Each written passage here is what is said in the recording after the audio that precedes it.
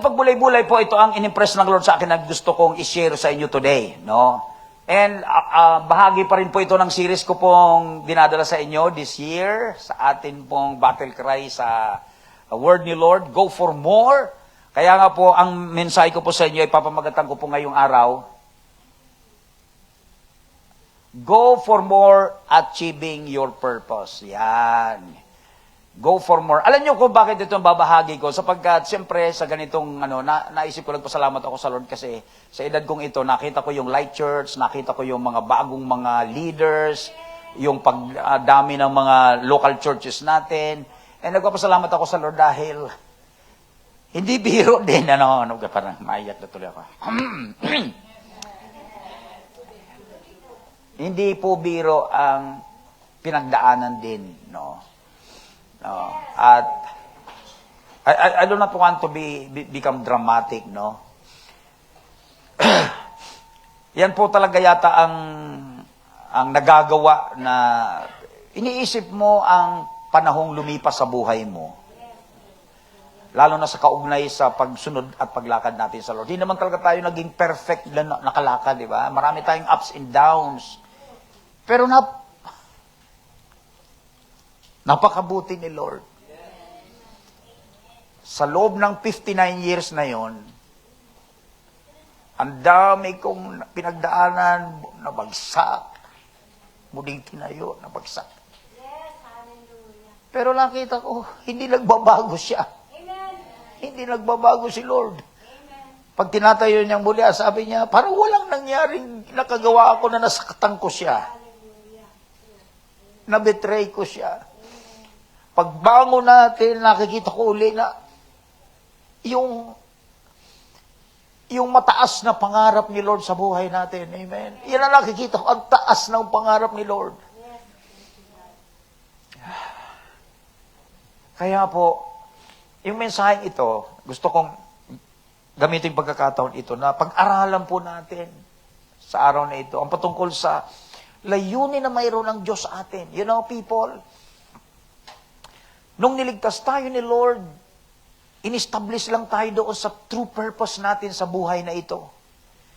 Because clearly from the Bible, we read that because of sins, we are wandering away. Kanya-kanya daw tayo. Walang direksyon. Parang mga tupang ligaw. Walang tinatahak, walang natatapos. Pero dahil sa pag-ibig ng Diyos, niligtas niya tayo dahil sa ginawa ni Kristo.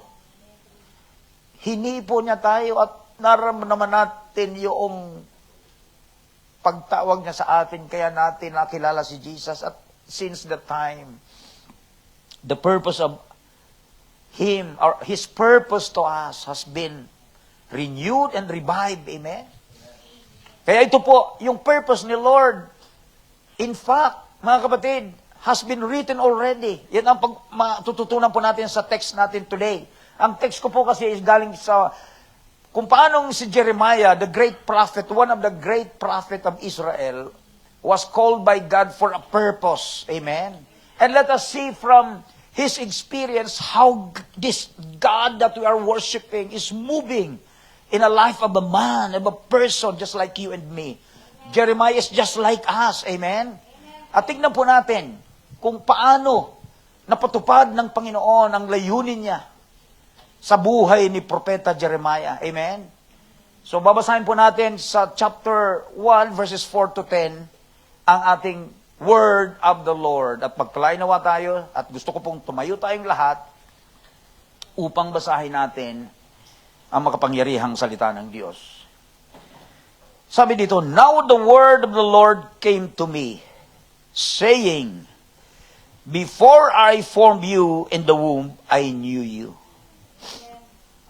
Ito yung scene, ito yung situation o pagkakataon na narinig ni Jeremiah ang pagkatawag sa kanya. Sabi dito, bago ka pa man nahulma sa sinapupunan, kilala na kita.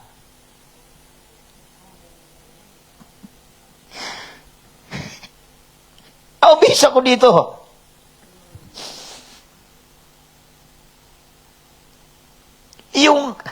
definite knowledge of God regarding us has been already established, Kaya dito nakita ko dito, no matter what circumstances we came on earth, never look at that. Look at the truth that you have been born on this earth. It was Him. And before you were born, I consecrated you. Bago ka pa man pinanganak, hiniwalay na kita. You've been made special already. The word consecration, separated. I appointed you a prophet to the nations. Tinakda kitang maging propeta ng mga bansa. Ang tugon ni Jeremiah, mga kapatid, then I said, Lord God, behold, I do not know how to speak. For I am only a youth. Probably yung calling ni Jeremiah naganap ito nung talagang batang-bata pa siya. But the Lord said to me in verse 7, do not say, I am only a youth. Huwag mo sabihin, bata ka pa lang.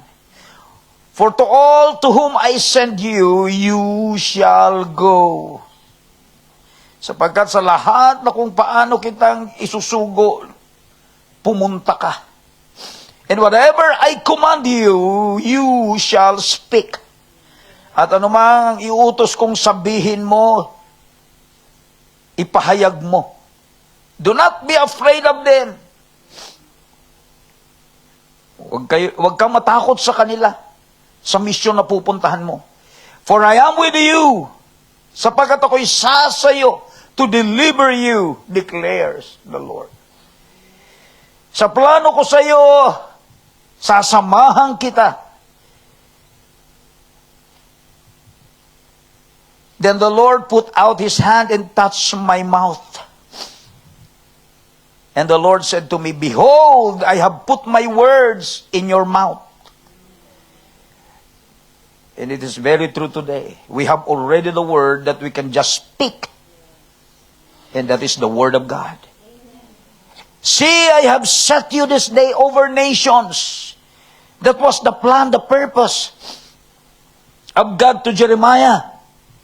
Sabi niya, and over kingdoms, to pluck up and to break down, pitasin at durugin, to destroy, wasakin, to overthrow, gapiin, malalalim yung mga Tagalog na, to build,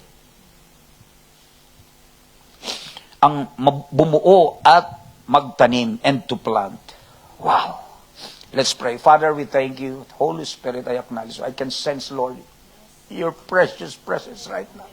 Thank you. Touch your people, Lord Jesus. Holy Spirit, you are so real, more than the breath that you are breathing, oh God. Wow, hallelujah, hallelujah, hallelujah. You are more than enough, Lord, to us. You know that, oh Jesus. Sometimes you cannot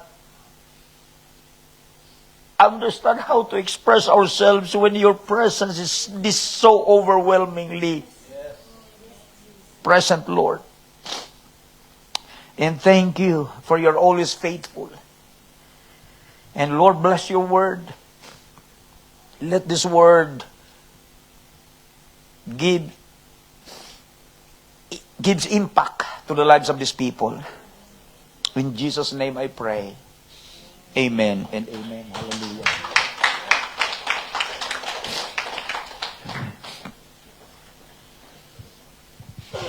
Wow. Di ako naniniwala na kapag tumatanda ka na daw, nagiging ka masyadong emotional na. Natouch lang ako ng salita ng Diyos. Kahit ako nagbabasang mag-isa, umiiyak ako.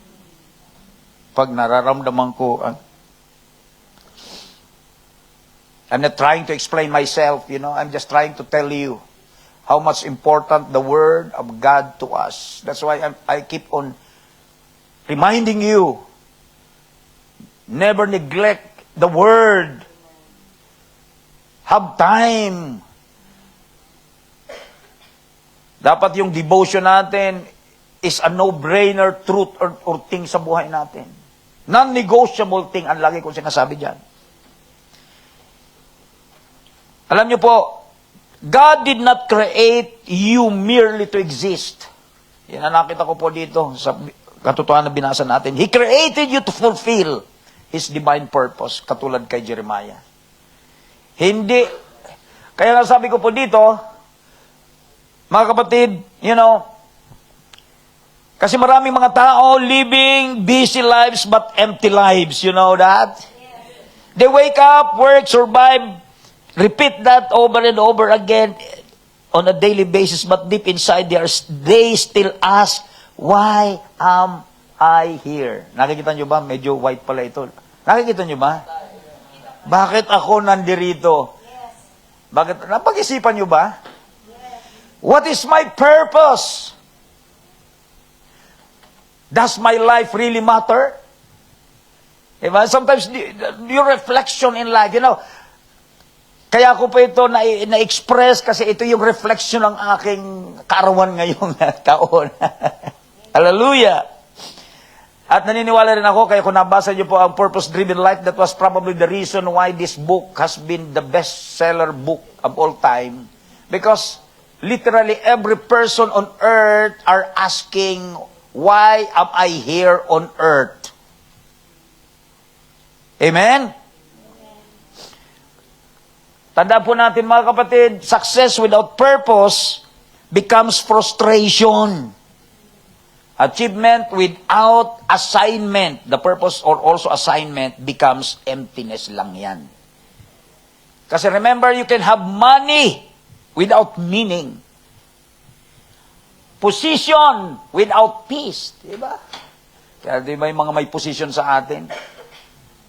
May pera na, nagnanakaw pa. I'm sorry, nagiging political na naman ako. Because it's not probably you're thinking money is enough. No, it is not enough. Bilyon ang usapin, nakakalungkot, napoprostrate tayo mga Filipinos. That's why all we have to do is to look unto God because hindi naman ang mundong ito ang ating hangganan. Ipanalangin na lang natin ang ating mga namumuno, may mga posisyon. Amen? Salamat na lang dahil dito yung hangganan natin. We have a place in heaven ready already for us. Amen? Sa kanila na ang pera, okay lang. Pero kakalungkot, they have been doing that and we can see that and yet I believe they are not satisfied. That's why they keep on doing that. Because they cannot find peace or guarantee sa kung anong mayroon na sila. Activity without achievement. Ganyan po ang purposeless person. Marami kang ginagawa pero wala kang natatapos. Amen? Have you come to the point na, bakit ko nga ba ginagawa ang bagay na ginagawa ko ngayon? We need to keep on reflecting on the truth in our lives because, as part of our worship to God, the Lord is looking at our heart. The Lord is knowing how much you are serious in the life that He has given us. Amen? Why am I doing this? Why I am here? Why I should commit to this? Huwag ninyong gawin ang buhay na parang it's because napagkasunduan, it's because napag-usapan lang. No, it is because that is part of the purpose of God in you. You have a cell group, that is the purpose of God in you. You have a leader, that is a purpose of God in you. You have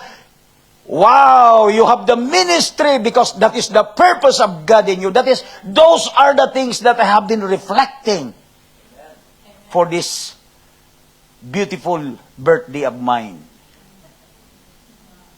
Amen? I feel like young today. Hallelujah! But when you discover God's purpose for your life, people, everything changes. Kaya tandaan po natin today, tatalakayin po natin ang scripture na ito. The tragedy actually is not dying early. Alam mo, the greatest tragedy, as I am reflecting this, is dying without purpose. Amen? Kahit mamatay ka maaga, kung natupad yung layunin ng Diyos sa buhay mo, that's fine. Pero kahit tumanda ka, pero walang nangyari sa buhay mo, That was terrible. Now, God did not just save you, just you can go to heaven someday. Amen? That is true. We are going to heaven. Sabi mo sa katabi, pupunta tayo sa langit pag iniwan natin ang mundong ito. One of the very purpose, one of the very purpose why God saved you, because He wants you to fulfill His purpose in your life while living on this earth. Katulad ni Jeremiah, he was young but afraid, di ba? Yet God revealed something powerful. Sabi doon sa binasa natin kanina, before I formed you, in the womb, I knew you. That means your life is not accidental. Your existence is intentional. Dinesign tayo ni Lord na mabuhay sa mundong ito.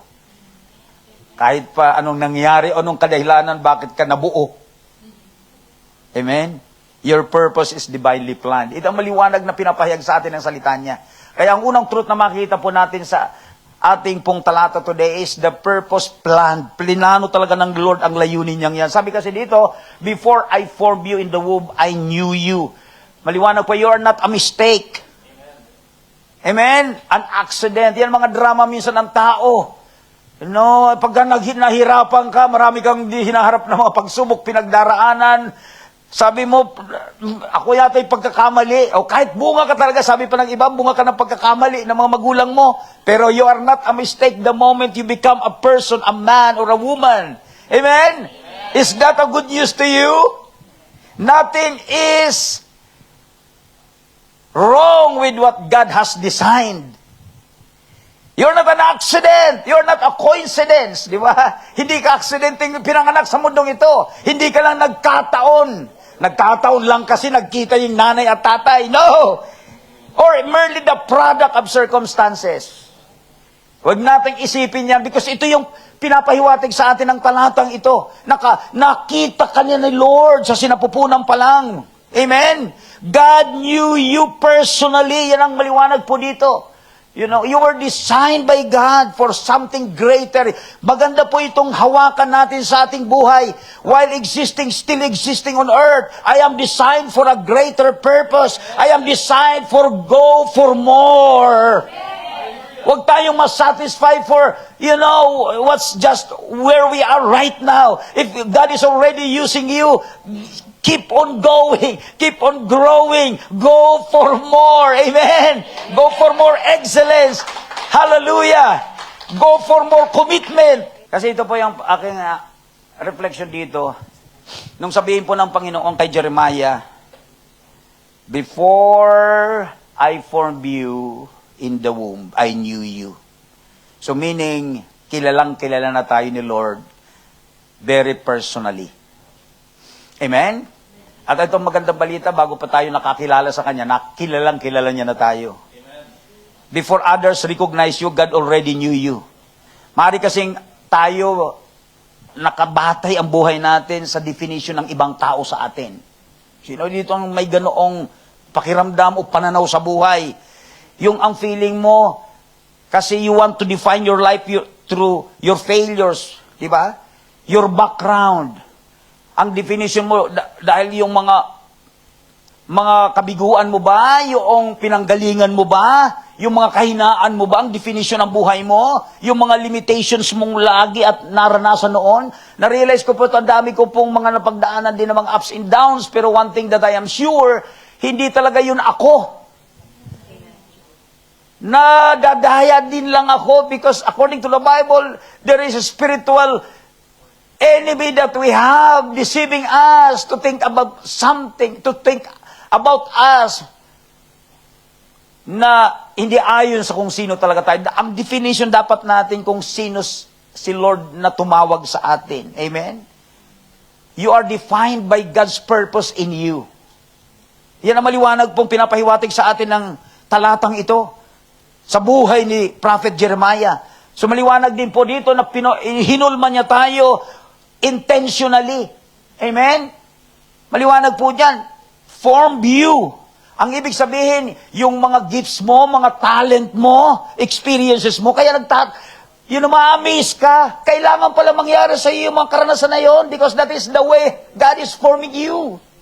Kailangan palang mabigo ka. Kailangan palang ipaglaban mo yung dapat ipaglaban at hindi na kailangan ipaglaban, bitawan na. Amen? Amen? Woo! Hallelujah! That is the way God is working in our lives. That's why we have this beautiful verse that we want, all of us wants. Romans 8:28, all things work together for good to those who love God and who are called according to His purpose. Why? Because we know that everything that is happening to us, even those bad times, difficult circumstances, those were part of God's forming in us. We are formed from, sa sinapupunan pa lang hanggang sa ipinanganak tayo, hinuhulma tayo. Sabihin mo sa katabi, hinuhulma ka ng Diyos. Hallelujah!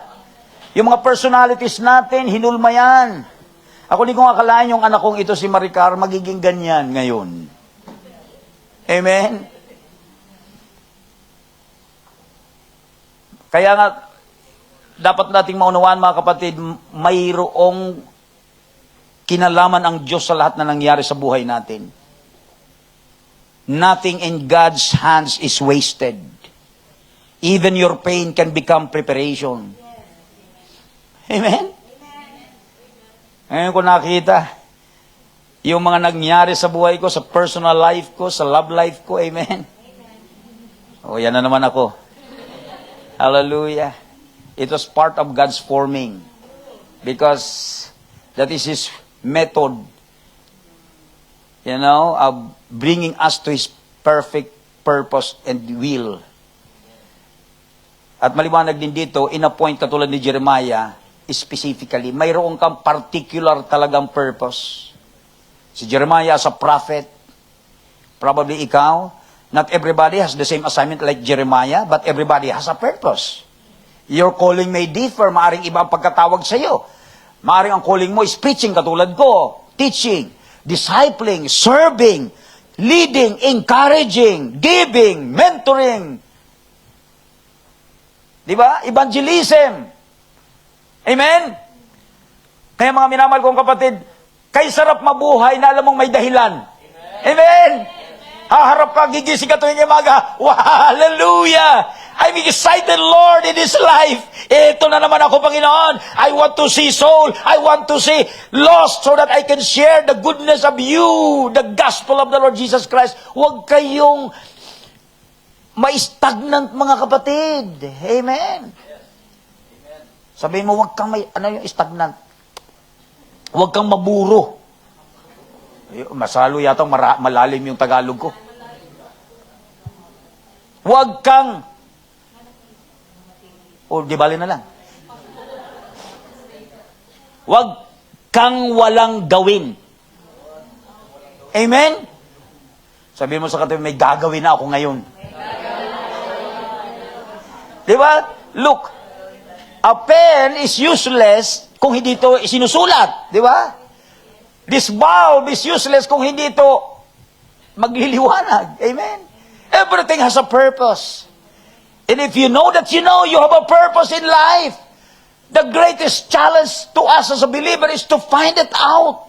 God already made a blueprint. Alam niyo po, engineer kasi ako, I know the blueprint mean yung outline ng buhay, ng layunin mo sa mundong ito. Kaya ang challenge sa ating mga mananampalataya is to know it, discover it. And you know what? How to discover it? Just flow with what He is doing to you. Leading to that direction. He is prompting you. Amen? Kaya nga sabi ko sa inyo, ang mga circumstances sa buhay natin, yun ang ginagamit ni Lord para matupad mo yung blueprint ng Lord sa buhay mo. Hindi ka nilikha ng Diyos para lang mabuhay. Amen? Nilikha niya, Kanya para matupad yung layunin niya sa iyo. Nakuha niyo mga kapatid? Sabihin mo ulit sa katabi, may layunin ang Diyos sa iyo. Amen? Kung masaya ka ngayon sa katayuan mo sa Lord, bahagi na yan sa layunin ginagawa niya ngayon sa iyo. Alam niyo ba? Nag-enjoy ba kayo sa mga cell group? Nag-enjoy ba kayo sa mga ministries na kung saan nandun kayo? Oh, congratulations! You are in that place and time na nasa perfect na purpose ka ni Lord sa buhay mo. Hallelujah. Amen?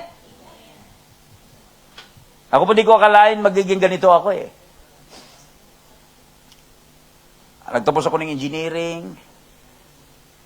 Naging aggressive talaga ako. Sa school talaga, gusto ko makilala ako, kaya gusto ko mag-excel. No? Bakit? Anong reason bakit nag-aaral ka? Para gumaling ka. Eh bakit ayaw nating maging magaling? Samantalang, ang layunin ng pag-aaral para gumaling. So I always believe that there is something more and that you need to reach for more. Kaya noon pa talaga mayroon akong heart na go for more eh. Amen? Nag-aaral ako noon, naging student leader ako, naging akong, president ng student council. Kaya siguro hinuhubog na ako ni Lord. Nagsasalita na ako sa marami, sa campus, sa marami mga estudyante. Amen? Nakikipagdebate ako. Amen? Hallelujah! Yung pala, bahagi na pala na paghuhubog ni Lord sa akin. Wala pa, hindi pa ako. Hindi ko pa nakikilala si Lord noon. Pero kilala na ako ni Lord. Amen? At ginagawa niya na yung katuparan ng lahat ng layunin niya sa buhay ko. Di ko akalain na ito ang pinakakatuparan ngayon na gagamitin niya na ako sa kingdom niya. Amen? Kaya mga kapatid, be excited about God's purpose in your life. Amen? And being excited is to really tell the Lord, Lord, bukod sa ginagawa mo na ngayon sa akin, ito na ngayon ako, tandaan nyo na, by the way, ito yung nasa Light Church ka, purpose na ni Lord ito sa'yo. Kaya wala kayo mag-isip, pupunta ba ako? Alis pa ba ako dito sa church na ito? Nasa purpose ka na. Ang kulit mo naman. Alamin mo na. Amen. At dito ba sa pinagdalhan sa iyo ng Lord sa gawain nating ito, nakikater ka ba patungo pa sa paglago mo sa Lord? Nararamdaman mo ba lalo na minamahal mo si Lord?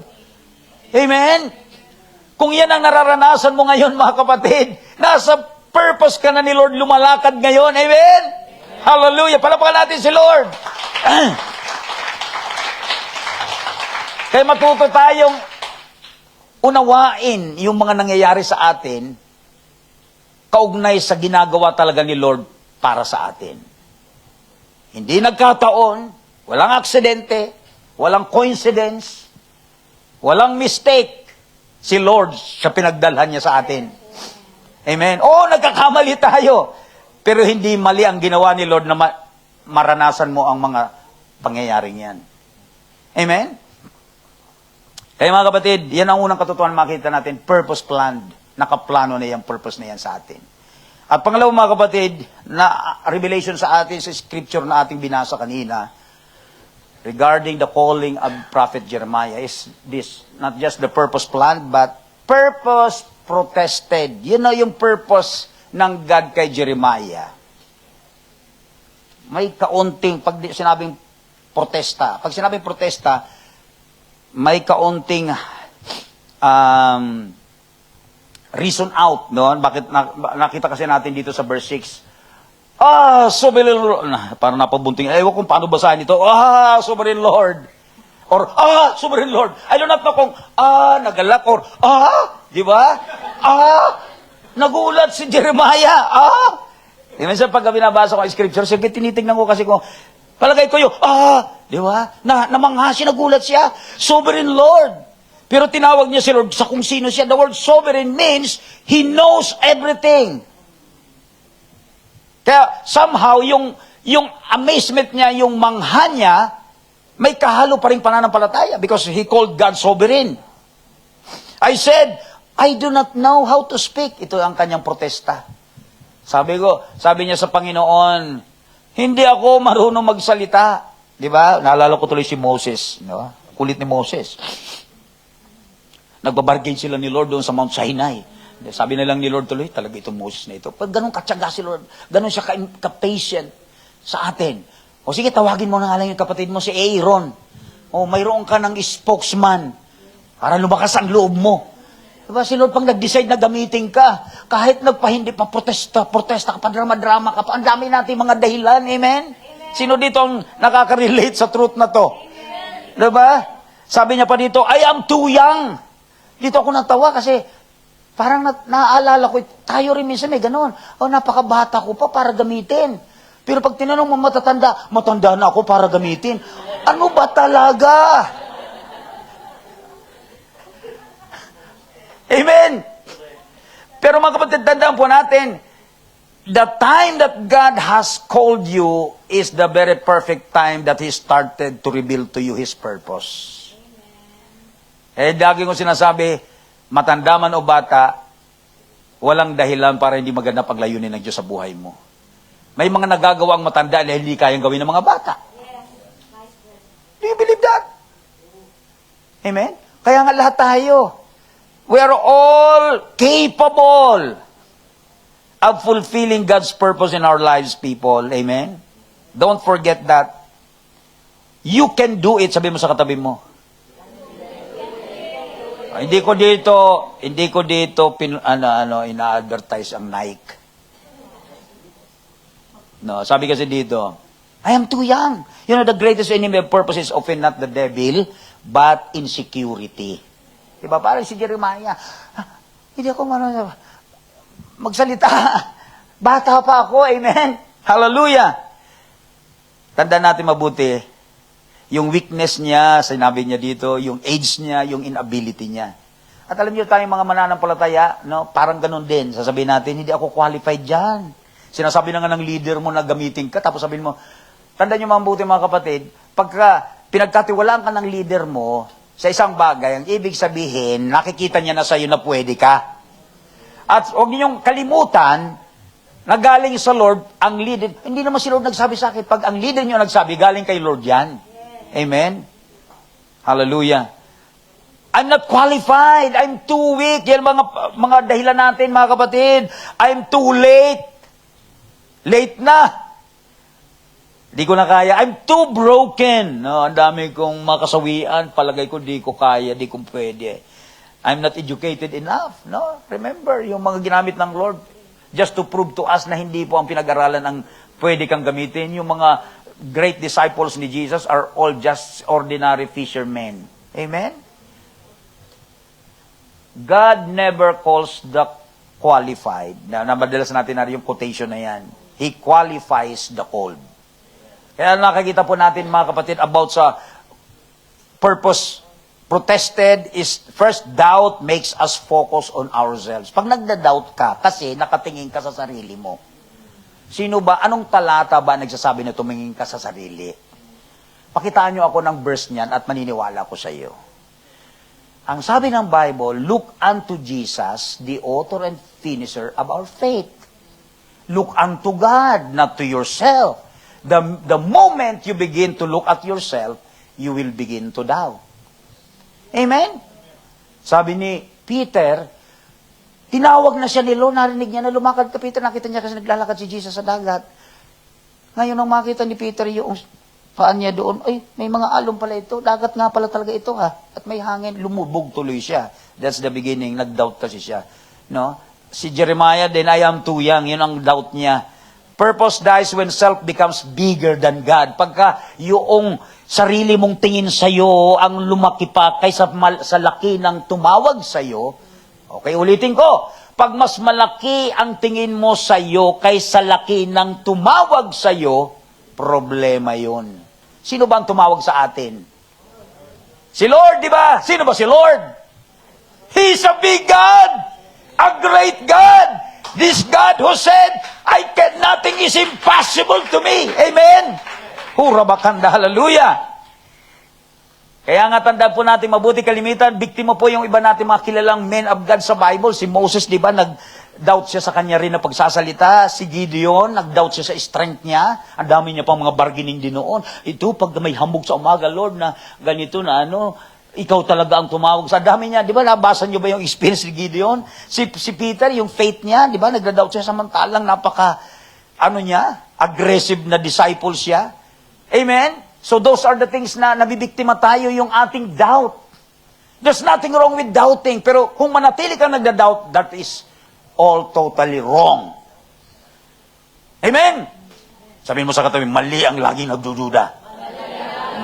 Yeah, amen. Puros ka duda, suspetsa, di ba? Ma-doubt dito, doubt doon. Amen? Hallelujah. Pati yung sarili mong anino, nagdadoubt ka, anino ko ba ito? Sumusunod. Amen? Pangalawa, mga kapatid, it's not just doubt, but fear. You know, fear tries to silence purpose. Amen? Bakit? Sinasabi kasi ng fear, yung takot, paano kung mabigo ako? Paano kung hindi ito, obra? Paano kung i-reject ako? Diba? Isa yung mga fear natin. Kaya hindi ka makapag-share, hindi mo alam mo may friend kang unbeliever, di ba? Hindi mo tuloy magawa yung purpose ni Lord. Tandaan nyo ang pinaka-purpose natin, go and make disciples. Puntahan ng mga hindi mananampalas. May mga nakapaligid ba sa mga unbeliever? Purpose mo yan, kapatid. Kasi ang alam niyo, pag pinag-aralan natin ng mas malawak ang purpose, may general purpose, may individual purpose, may specific purpose. Amen? Amen? Now, ang pinaka-purpose natin as a church is to tell other people about Jesus. Amen? Pero, nadaday ka ng fear. Paano kung, samantalang kaibigan mo yon. Pero pag ibang kwentuhan, wala kang katakot-takot na ikwento, lalo ng mga chismis. Pero pagdating na sa gospel, paano kung bastusin niya ako? Paano kung itanggihan niya ako? Amen? Paano kung di ko kayang magsalita na? Pero sabi ko nga, pag hindi patungkol sa Lord, walang tigil ang bibig natin. Amen? Amen. Sige, palapakan muna natin si Lord habang iinom ako.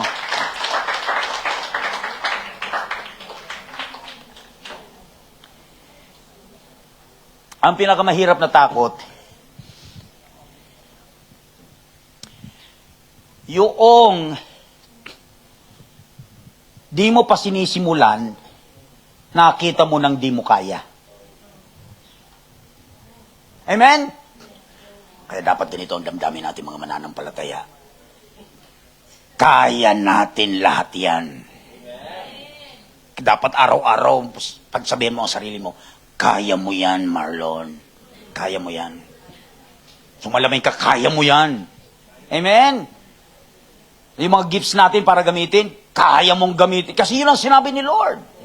Kung may mga gifts ka tapos nabuburo din ang gifts, dahil nga sa fear. Amen? Kasi tandaan nyo mabuti kung tinawag ka ni Lord for that particular purpose, that you know that you have that kind of purpose, God will enable you. Kaya mo yan.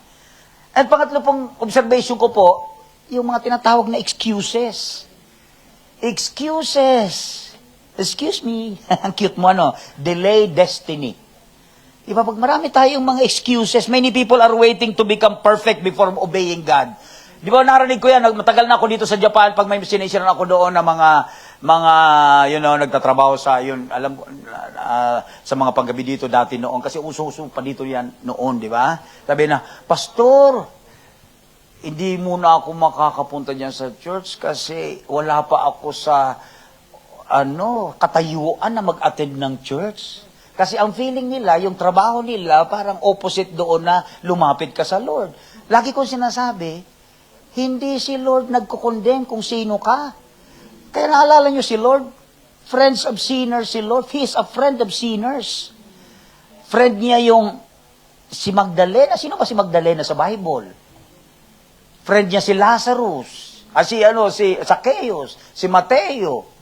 Amen? All these people, they were the people na, yung kinamumuhian, mababa ang tingin sa kanila sa panahon na iyon. Amen? Kaya tandaan natin mabuti mga kapatid, we cannot make excuses enough para lang ma-delay yung destiny ng purpose natin sa buhay. Kaya nga tandaan nyo, ang ating purpose is discovered through obedience. No, not convenience or comfort. Amen? Tandaan nyo, walang mangyayari kapag wala kang gagawin. Amen? Amen? Is that very practical? Paano pag may mangyari kung wala ka namang ginagawa? Amen? Hallelujah. And last but not the least, mga kapatid, sa ating pong point dito, sa ating pinag-aralan. Purpose pursued. Kasi in spite of the protest ni Jeremiah, ano ang sinabi ng Panginoon sa kanya? Actually po, buong 7 to 10 na verses ng ating text, nakasulat doon po ang command ng Panginoon kay Jeremiah. Pero babasahin ko na lang po sa inyo ang ilang portion dito. Sabi dito ng Panginoon sa kanya, "Do not say, I am too young. You must go to everyone I send you to." Sabi niyang Panginoon. Alam nyo, hindi masamang sabihin nyo ang damdamin nyo kay Lord. Okay? Amen? Sa totoo lang, naalala ko tuloy kung bakit sinabi ni Jesus, you can also call me friend. Sino ba ang mas madali tayo mag-confide sa mga friend, di ba? Amen? Minsan kaysa sa mga magulang natin. Hello? Mga kabataan. Pero alam niyo ba sa Bible, sabi ni Jesus, you can also call me friend. Ang ibig sabihin ni Lord, you can open up to me like a friend. Amen? Tanda natin, mabuti itong ginawa po ni Jeremiah. Sinight niya yung kanyang weaknesses, yung kanyang tingin niya, yung kahinaan niya. Pero ang sabi ng Panginoon sa kanya, sa kabila ng ganung bagay, sabi ng Panginoon sa kanya, nonetheless, humayo ka. Di ba? Parang si Moses din, parang si Gideon din. Di ba? Sino yung mga nagkakaroon muna ng protest bago nila gawin yung pinagagawa ng Lord? Lahat naman halos eh. Di ba? Pero ano ang nangyari? Ang magandang bagay, no? At the end of the day, sinunod pa rin nila ang purpose nila. Di ba si ano? Sino yung kinain ng, ano? Si Jonah, di ba?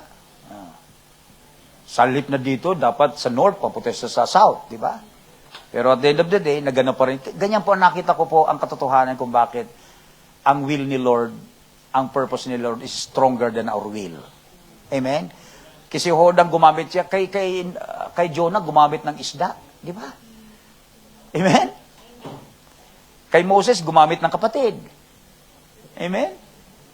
So, tanda natin mabuti mga, that's the way how God is working para lang maganap yung purpose niya sa atin.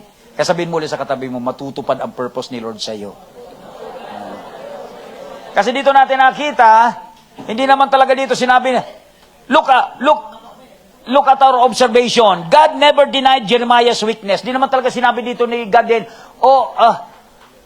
hindi naman Jeremiah, hindi ka marunong magsalita, hindi ka naman bata. Di ba? Hindi dinay ni Lord yun. Totoong bata pa siya, totoong di siya marunong magsalita, pero nonetheless, you must go to everyone. Amen? What is that to you? Yung will ni Lord is stronger. Why? Because He knows in you better than you know yourself. Amen. Hello? Yes. Yan ang good news. Palapakan natin si Lord. Hallelujah. Kaya ito nakita natin dito. Remember people, di ba? God never denied Jeremiah's weakness. Katulad ng sinabi ko po sa inyo, purpose is not accomplished by human ability alone. It is fulfilled through divine empowerment. Kasi, bakit ginawa ng Lord yun? Kasi nandito, di pa kasi tapos si Lord eh. Nangungunahan ng kagad si Jeremiah. Di pa tapos sa sinasabi si Lord. Minsan, sino rito ang may ganong karanasan tayo, may sinasabi pa lang si Lord, nagre-react ka na kaagad. May sinasabi pa lang ang leaders, teka muna naman, Pastor Nathan. Hindi pa nga tapos. Tumate, nanite. Diba? Nanite, no? Diba? Diba pinagpatuloy ni Lord? Pero naunawaan niya tayo ang good news, diba? Hindi niya tayo nire-reject. Buti na lang, Diyos, hindi tayo, katulad nating tao. Pag makulit ka, payaw-ayaw mo, bahala ka. Sige, mayroon pa naman akong pwedeng ibang gamitin. Pwede yun sa Lord, di ba? Amen? Pero si Lord, napaka-patient niya talaga. Amen? Hallelujah. Kaya nga, ang mapapansin po natin dito sa truth na ito, about kung paano mo yung purpose pursued, matutupad, magaganap talaga, kahit pa may mga protesta ka o may mga alibay ka, may mga excuses ka. Kaya tandaan nyo mabuti, i-honor natin mga kapatid ang layunin ng Lord sa buhay natin. Number 1, God gives direction. Sabi dito, you must go. Diba? You must go. So nagbigay siya ng direksyon, humayo ka. Yan ba'y bago sa atin? Hindi. Matthew 8:28, 19 to 20. Amen? Go! Tayo ba'y nakarinig ng ganon? Yes. Akala nyo si Jeremiah lang Go and make disciple-able nations, baptizing them in the name of the Father, and of the Son, and of the Holy Spirit, teaching them to obey everything I have commanded you. Lo, I shall always be with you till the end of the age. Clearly mga kapatid, kung bakit magaganap yung purpose, kasi inutusan niya talaga tayo, binigyan niya tayo ng direksyon na gagawin. You must go. You know, people, purpose requires movement. Ang going, it indicates movement. Paano ka mag-go?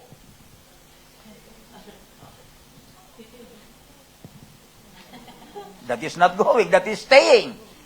Amen? Alam niyo na ngayon, di ba? Go, go, go! Talo pa tayo ni Rufa May. Ay, yung mga Jedi ko lang ngayon nakarelate. Di na kilala mga batang ito si Rufa May. Go, go, go! Purpose!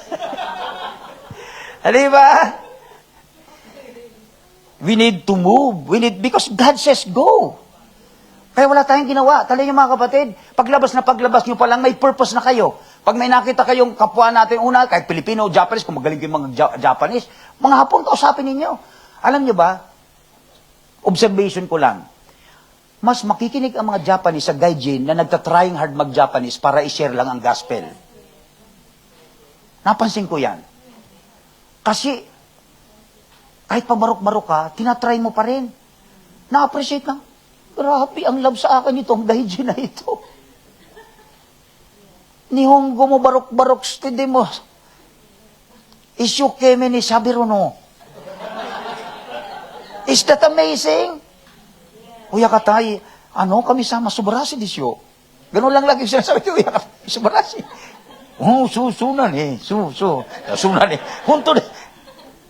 Di ba? Kaya kung ginagawa ko, pag may pamphlet ako dyan, binibigyan ko yung uyakata ko ng parang, yung uyakata amin ang turing sa amin, nako, ibang klase, special. No? Kaya gusto ko siya makakilala sa Panginoon. Hallelujah. Lahat ng mga kalalong wala pa kay Kristo, mission natin yan, purpose natin yan, mga kapatid. Listen to it. Do you know that? Kaya dapat every Sunday may dala kayong bago. Pag nakikita ko may dalang bago, ginagawa nyo ang purpose nyo. Kaya yung mga magpunta rito walang dalang bago, purposeless people. Bato-bato sa langit ang tamaan, makinig na. Amen? Magdala. Sabi natin sa katayo, magdala ka. Kasi go and make disciple, no? You cannot fulfill God's calling while remaining spiritually stagnant, katulad ng sinabi ko. Sometimes God calls you to step out, lead, speak, forgive, serve, di ba? Sabi, ano ba? Purpose ba ni Lord na magpatawad ako? Yes, sabi ni Lord. 70 times 7. Ang iba sa atin kaya hindi makamupon, kaya hindi magamit ng Panginoon kasi hanggang ngayon, bit-bit pa rin yung sama ng loob. Masama nga, may bit-bitin mo pa. Ilabas mo na yan, sama ng loob na yan. Pumunta ka na ng toilet. Hallelujah! Direkta, no? Di ba samasa? Disciple, plant, preach, sacrifice. Amen? Amen? Hallelujah! That's God's direction to us. Hallelujah! Kaya exciting po ang mabuhay. Sino dito ngayon nyo lang na-realize, exciting talaga mabuhay? Imagine niyo ako pang ganito na ang edad, saka ko lang na-realize na exciting mabuhay. Kayo pa kayo mga bata pa? Amen? Kayo wag kayong pa-apekto sa mga maliliit na mga, kung ano lang na issue ng buhay, parang akala mo wala nang pag-asa ang buhay mo. Kadalasan kasi nakakalimutan mo may malaking layunin ng Lord sa iyo. Kahit hindi pa natutupad lahat ng pangarap mo, hindi nangangahulugan, hindi ka lumalakad sa layunin niya. Kaya palagay ko mga kapatid, because of this message, sa reflection mamaya, pag-usapan ninyo mabuti. Let us renew our purpose to God. Amen? Yan lang po ang nagdadala ng joy sa atin. Yan ang unang bagay. Pangalawa nakikita natin, God gives His presence. Di ba? Kay Jeremiah, sinabi niya, do not be afraid for I am with you. Di ba sa Great Commission sa atin, katulad tayo ni Jeremiah, go and make disciple. Lo, I shall be with you. Kaya sa ulado ko po ang Great Commission 18:19 to 20. Matthew 28, 18:19 to 20. Go and make disciples of all nations, baptizing them in the name of the Father, and of the Son, and of the Holy Spirit, teaching them to obey everything that I have commanded you. Lo, I shall be with you till the end of the age. Presence, mga kapatid, pinangako. Pag may pinainuutos si Lord, ang ibig sabihin, kasama mo siya. Amen? Hallelujah! Sino dito ang nangangarap laging kasama si Lord? Oh, totoo na yan sa'yo ngayon, di mo lang alam. Nasa iyo lang Holy Spirit. At para malaman mong kasama mo talaga lagi si Lord, mag-mission ka. Mag-go and make disciple ka. Mag-pray ka sa mga may sakit. Makikita mo ang overwhelming presence ni Lord na nandiyan na talaga sa iyo. Hindi lang nararamdam at nararanasan mo kasi wala tayo doon sa linya ng purpose niya sa atin. Di ba? Hallelujah. Kaya mga kapatid, yan ang pangalawang katotohanan. The greatest assurance in purpose is not talent but God's presence. It's not just the talent or gift that He has given us. So when God is with you, mawawala lahat mga takot natin. Di ba? Amen! Yung mga obstacles nagiging opportunity sa atin pag alam mo nasa iyo si Lord. Di ba? Yung mga kahinaan mo nagiging strength mo yun. Amen? Excuse me. Kaya dito natin nakita, ganito kabuti si Lord pagka nanawagan siya para matupad yung purpose niya, katulad sa nakita natin kay Jeremiah. At katulad din natin ngayon sa relasyon natin sa Kanya. Last but not the least, God gives authority. Bakit? I have put my words in your mouth. Amen? Ang tanong ko sa inyo, nasa atin ba ang word ni Lord? Yes! Asan yung mga Bible nyo? Alam niyo, sa lumang tipan po, wala pa kasing Bible. Katulad ng hawak mo. Kaya mga propeta noon sinasabi, thus saith the Lord. Direct si Lord na nagme-message through the prophet and they declare the word of God. Pero in our time, hindi na thus saith the Lord. According to Philippians chapter 3 verse diba? According to John 3:16, for God so loved the world. Word ni Lord. Amen? You have already the word of God. And that is our authority. Sabihin mo sa katabi mo, authority. Kaya mayroon tayong lakas, kapangyarihan, mga kapatid, na gawin ang plano ni Lord sa buhay natin. We already possess God's word. Amen? Di ba nandun din yan sa Great Commission? Ano ba yung ginagamit? Teaching them to obey everything that I have commanded you. That's the word, because only the word can change people. That's the authority of the word of God. Paano ba gagaling mga may sakit? Through speaking the word. I command you, be healed in the name of Jesus. So we all have that authority already. Amen? Palapakan po natin ang Panginoon. Hallelujah. Kaya tandaan natin, mga kapatid, dito sa ating pinag-aralan na ito, it's amazing, you know. Kasi, ang nakita ko po talaga dito, as I finish this message, you know, many people spend their whole lives chasing pleasure. No, palagay ko po, minsan, lalo sa mga kabataan, I would like to make an appeal to you, no? Sometimes, yung popularity, possessions, or even position, no? Mga kapatid, but at the end, only God's purpose gives eternal meaning. Huwag na natin kakalimutan. Habang maaga pa, dapat ma-realize nyo yan. Hindi sa mamagitan ng mga bagay na ito, no? No? Kundi yung pagtupad ng kalayunin ng Panginoon. You were not born merely to consume oxygen and occupy space. That is matter. You're not just a matter. Amen? Kaya dito, mga kapatid, ano nga ba yung pinaka-purpose natin na ito lagi? Kung bakit gagawin natin ang pinagagawa ni Lord? You know, to glorify God. Amen?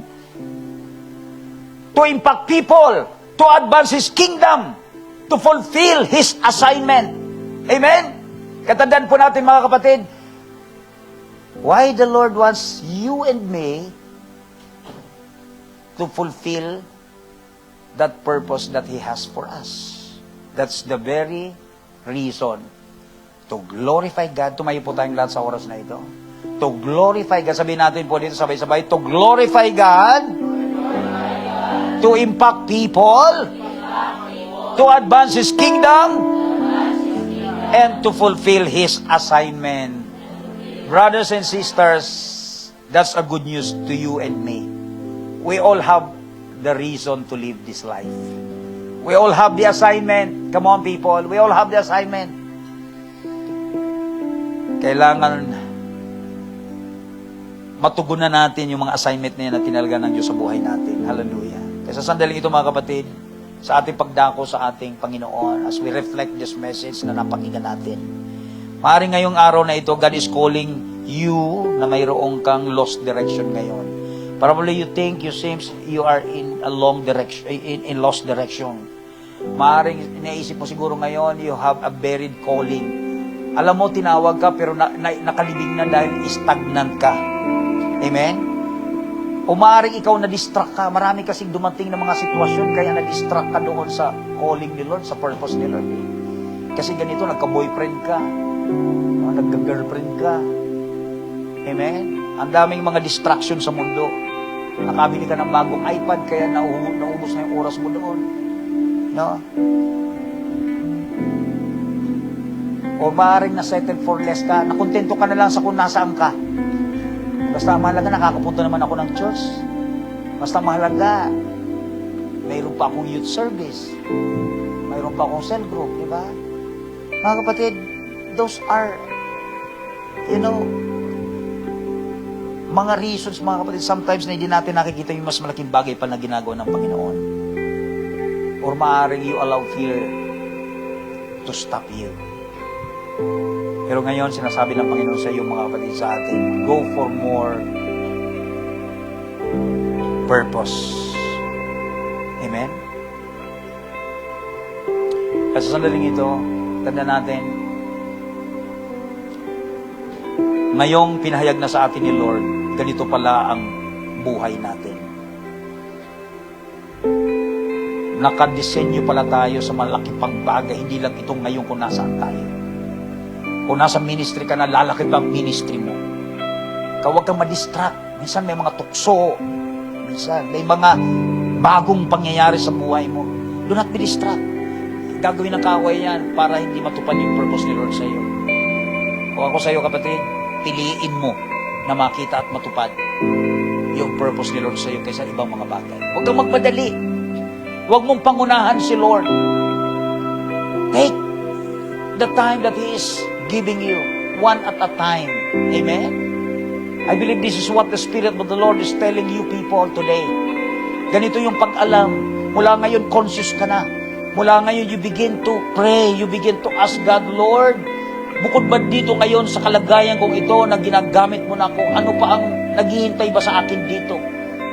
I want to know more, Lord. I want to go for more, Jesus. I want to, Lord, bring more souls. Kung nakakadala na ako, masigit pa ron ang gagawin ko. Pura magkanta, hallelujah. Gusto kong sabihin sa inyo, mga kapatid, napakalaki ng Diyos nating tumawag sa atin. Kaya napakalaki ng gusto niya magawa sa buhay natin. Pag wala tayo, pagka natatakot tayong magawa yung pinapagawa niya, minamaliit natin siya. Sayang. Ibahin na natin ating kaisipan. Lumapit tayo ngayon sa Lord. Let us pray. Father God in heaven, maraming salamat, Panginoon, sapagkat sa mamagitan ng mensaheng ito, nabuhayan muli kami ng loob. Mayroon pala kami talagang layunin. Mayroon palang dahilan kung bakit nandito kami sa kalagayan namin ito ngayon. At salamat, Panginoon, sapagkat hindi lang pala kami nagpapalipas ng mga taon, nagdiriwang ng karawan, na nadadagdagan lang ang mga edad namin, kundi natutupad namin ang purpose mo sa buhay namin. Kaya ngayon, Panginoon, excited kami. Ang dapat makita namin, ngayong bang taon ito nagawa ko, sa sunod bang taon, ano ba bang higit doon sa nagawa mo ngayon sa akin sa taong ito? Ngayon nakapagdala ako sa taong itong 10 kaluluwa, dapat, Panginoon, sa sunod na taon, 100 kaluluwang madala ko sa iyo. Ngayon nagkaroon ako ng 3 disipulo sa taong ito, dapat sa sunod na taon, 10 disipulo na, Panginoon, ang dadalhin ko sa iyo, ang alagaan ko para sa iyo. We need to see that way, people, because our God always looking at us and always providing us the ability. Kapag nangarap ka sa Lord, sabihin ko sa inyo, mga kapatid, siguradong ang katuparan niya dahil para sa kapurihan niya yan. He wants, gusto niyang gamitin ka so that His glory will shine upon you and the people na ginagamit ka. Harabakanda, hallelujah. Salamat lagi lang, Diyos. Ngayon dalangin ko po, Panginoon, mula sa mga kabataang ito, sa lahat ng mga kapatiran ko nandito ngayon sa Light Church Tokyo, Panginoon. I pray dahil sa mensaheng ito, ginising mo kami na maging conscious muli kami sa purpose mo. Lord, pinaalala mo sa amin na ang tunay na meaning ng buhay ay yung lumalakad kami according to that purpose na mayroon ka sa amin. That's the only way that we can say that this life is very fulfilling, Lord. If we are very sure that we are in the right direction. And thank you because of the promise of your presence and the authority because of your word, Lord. Pura bakang darabasay. Hallelujah. Salamat dakilang Diyos. Mula ngayon, Panginoon, tinataas namin sa iyo ang aming puso't isipan na magkaroon kami ng mas malaking pangarap, mangarap kami, mag-aspire kami ng mas malaki dahil nandiyan kang malaking Diyos namin. Salamat, Ama. Sa iyo namin binabalikan lahat ng papuri. Salamat, O Diyos, sa kabutihan mo sa mga salita mong ito na pinahayag sa amin. In Jesus' name I pray. Amen and amen. Hallelujah.